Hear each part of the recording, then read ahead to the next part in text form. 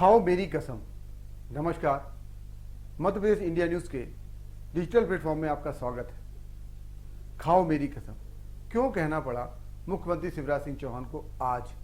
दरअसल आज उन्होंने अपने निवास पे यानी कि श्यामला हिल्स पर हाथ ठेला वालों को सपरिवार बुलाया था और उनके साथ पहले हाथ ठेला वालों के साथ सीएम ने आज खुलकर बातचीत की और उनसे पहले तो जो बच्चियां वहां आई थी तो उस पूरे कार्यक्रम का उन्होंने अमूमन जैसे कार्यक्रम में होता है कि उन्होंने बच्चियों के तिलक लगाकर पैर छूकर कार्यक्रम का आगाज किया। इसके बाद एक एक करके उन्होंने हाथ ठेला वालों को बुलाया। हाथ ठेला वाले हम जानते हैं कि हर शहर की एक रीढ़ की हड्डी होते हैं। कहीं ना कहीं वो लोगों तक सब्जियां पहुंचाना, फल पहुंचाना, कभी कभी ज़रूरत के सामान भी हमको हाथ ठेले में मिल जाते हैं। कभी कभी ज़रूरत के कपड़े भी देखते हैं कि छोटे छोटे मोहल्ले में हाथ ठेला वाले लेके पहुंच जाते हैं। आज उन सब हाथ ठेला वालों को सीएम हाउस बुलाया गया था और सीएम हाउस बुला के उनका एक अतिथि की तरह उनका स्वागत किया गया और बड़ी संख्या में उसमें सपरिवार लोग पहुंचे। जब वहां पहुंचे तो मुख्यमंत्री खुद और साथ में उनकी पत्नी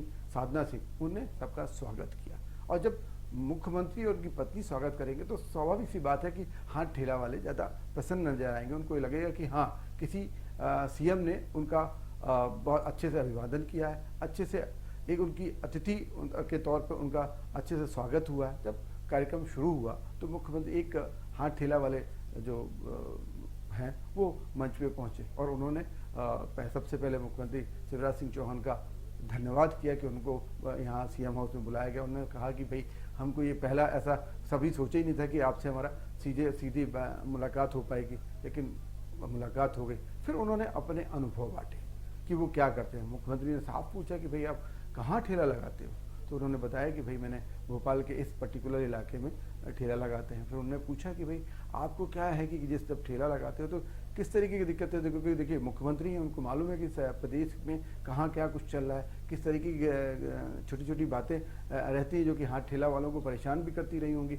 दरअसल ये वो हाथ ठेला वाले हैं जिनको भी कोरोना काल में सरकार ने अनुदान दिया था, 10,000 रुपये का अनुदान दिया था कि ताकि वो अपना छोटा मोटा काम शुरू कर सके और एक बार उनकी ज़िंदगी जो है पटरी पर लौट आए। वो पटरी पे ज़िंदगी तो लौट आई, लेकिन अब उनकी एक मुलाकात का समय आया। जब मुलाकात में तो लोगों से पूछा गया, उन्होंने पूछा कि भाई आपको बताओ कि जब आप हाथ ठेला लगाते हो या कहीं पे रेहड़ी पे लगाते हो तो किस तरीके की कोई दिक्कतें तो नहीं आती? जब उनसे पूछा गया तो उन्होंने भाई लोग अमूमन क्योंकि वहाँ पे प्रशासन भी मौजूद है, कलेक्टर भी मौजूद हैं, बड़े अधिकारी भी मौजूद हैं, तो ऐसे में हाथ ठेला वाला कैसे खुल के बोल सकता है? लेकिन मुख्यमंत्री ने कहा कि खाओ मेरी कसम, खाओ मेरी कसम कि कोई तुमको दिक्कत तो नहीं आती, क्योंकि उनको मालूम है कि कभी नगर निगम अतिक्रमण के लेवल पे ठेले को उठा के लेके आ जाता है, कभी देखते हैं कि रोड बड़ी सकरी है, हाथ ठेला वाले कहीं बीच में ही ठेला लगा लेते हैं तो जिला प्रशासन का डंडा चल जाता है। तो ऐसी स्थिति में उन्होंने कहा कि आप लोगों को खुलकर बोलना है, आपको मेरी कसम खा के बता रहे हैं कि आपको कोई समस्याएं तो नहीं होती, कभी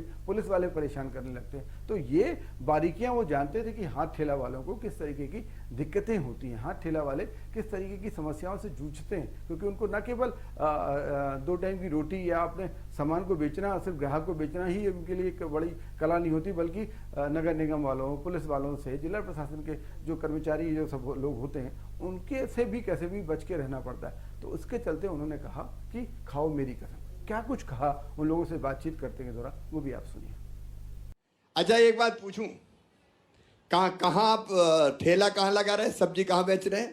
पंचवटी के गेट पे सब्जी का ठेला है, सब्जी और फ्रूट दोनों का। सब्जी का भी ठेला है, फ्रूट का भी ठेला है? जी मामा जी। तो कोई परेशानी तो नहीं आती वहाँ? नहीं आती मामा जी। मेरी कसम नहीं आती मामा जी। अरे पुलिस वाले आते होंगे डंडा लेके? नहीं, कोई नहीं आता मामा जी। एक आ गया था। अच्छा, एक मिनट और बताओ, ईमानदारी से बताना। देखो भाई, बात साफ साफ होनी चाहिए। नगर निगम वाले आते हैं कभी? नहीं आते मामा जी, कोई परेशान नहीं करता। दान दक्षिणा के लिए नहीं आते? नहीं, आपके आशीर्वाद से कोई भी नहीं आता मामा जी। देखो भैया, आज सही सही बताना रे सब। कोई परेशानी हो तो बताओ मुझे, सच में दे। देखो आज अपन ने इसलिए बुलाया है कि अपन जाने समस्या क्या है, दिक्कत कोई परेशानी हो तो वो ही बताओ। कोई परेशानी नहीं मामा जी।